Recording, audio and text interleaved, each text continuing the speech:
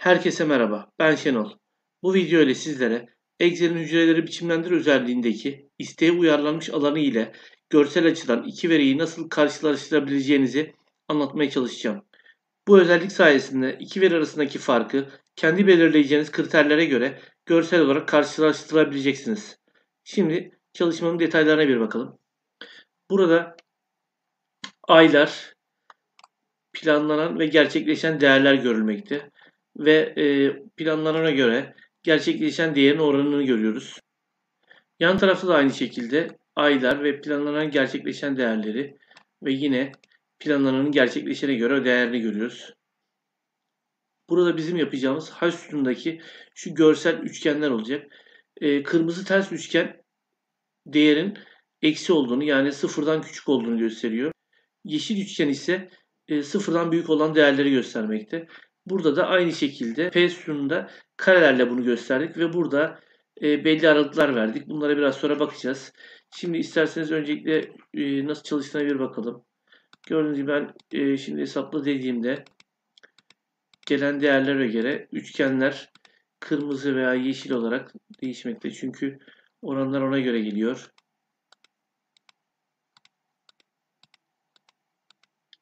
Şimdi artık yapmaya başlayabiliriz. Bunun için her zamanki gibi şu değerleri alıyorum ve sayfa 2'ye yapıştırıyorum. Şurasını da alayım. Tabi burası şöyle olacak, olmadı. Şunu aşağı doğru çektireyim.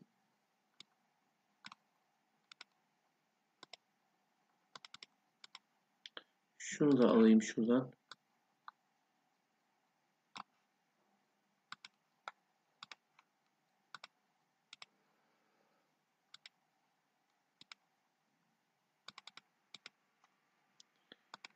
Şurayı da alayım.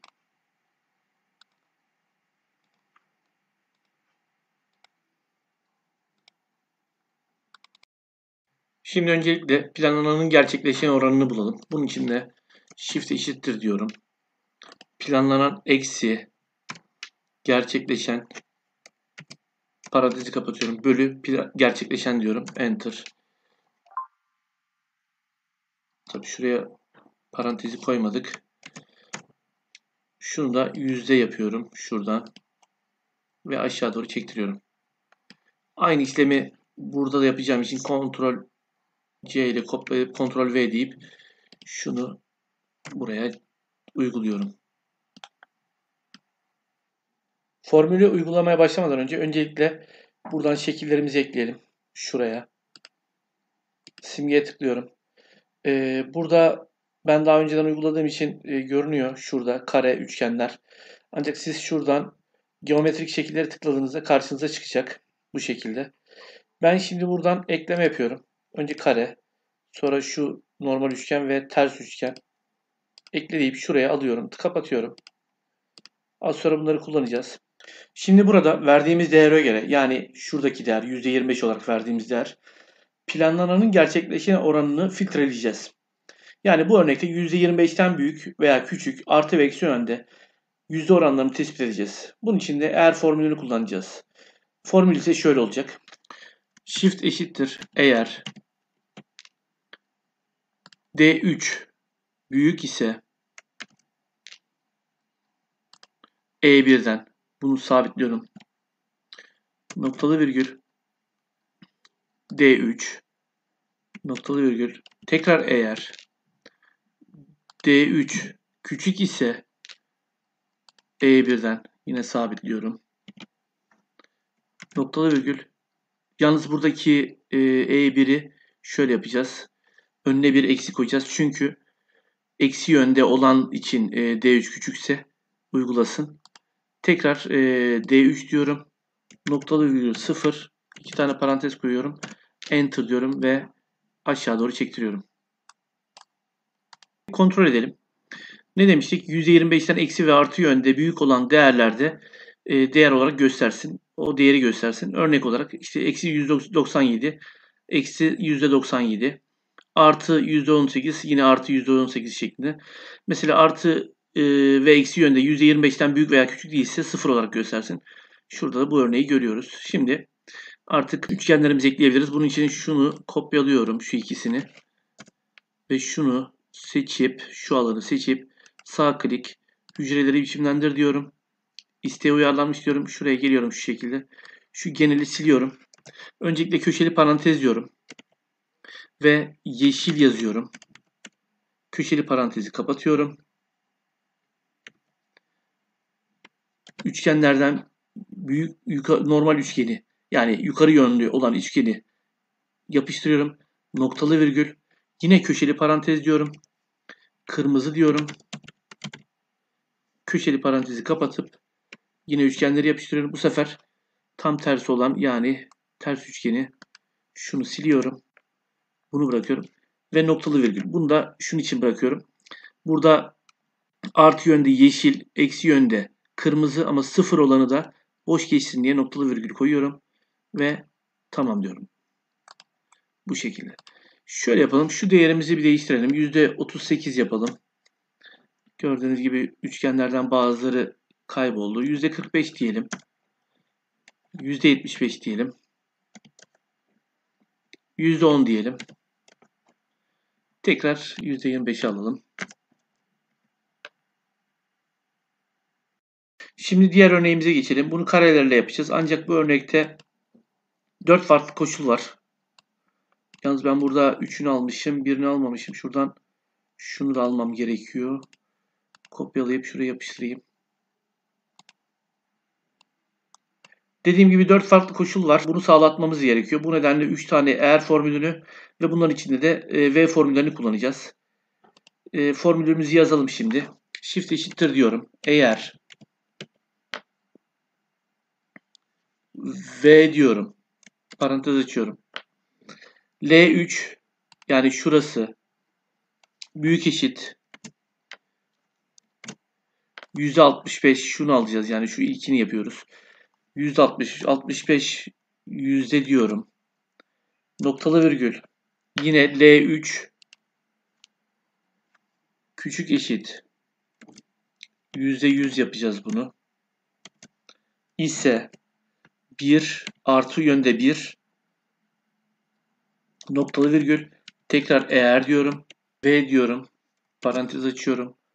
L3 büyük eşittir 35 yüzde diyorum. Yani ikincisine geçtim, şuna. Noktalı virgül.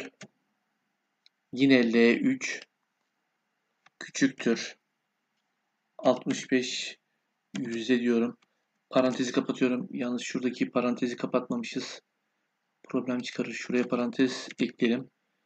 Devam edeyim ben şimdi şuna. Noktalı virgül. Eksi 1 diyorum. Ve tekrar noktalı virgül. Eğer diyorum. Bu sefer V kullanmayacağız.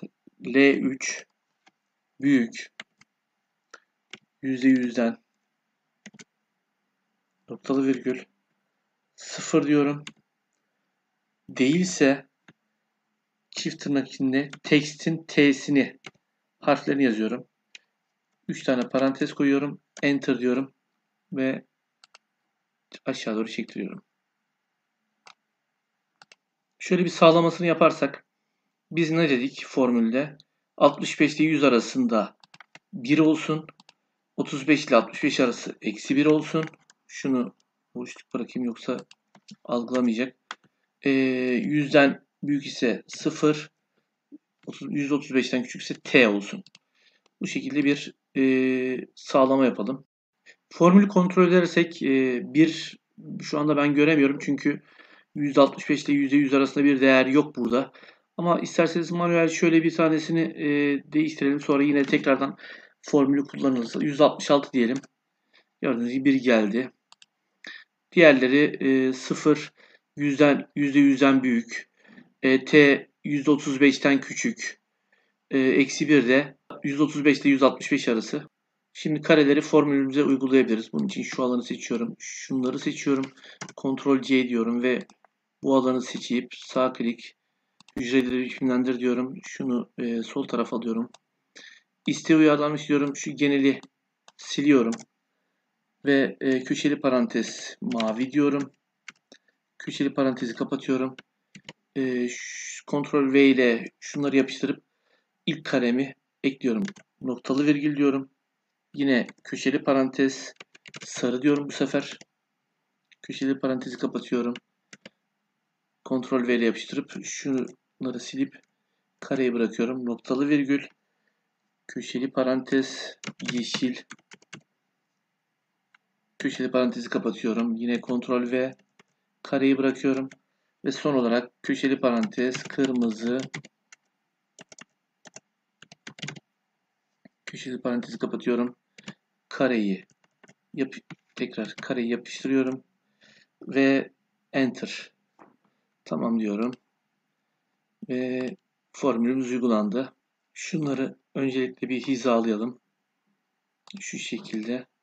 Ve şimdi şu formülün çalışıp çalışmadığını görmek için rastgele arada formülünü kullanıyorum. 1'den 100'e kadar diyorum. Enter ve yan tarafa da aynı şekilde kopyalıyorum. Şurayı çektiriyorum. Ctrl D ile aynı formülleri şunda da uyguluyorum. Bir de şuna uygulayacağım aynı şekilde. Rastgele arada diyorum. 1'den noktalı virgül 75'e kadar diyelim. Bölü 100 diyelim. Ve formüllere gelip şimdi hesapla deyip duruma bir bakalım.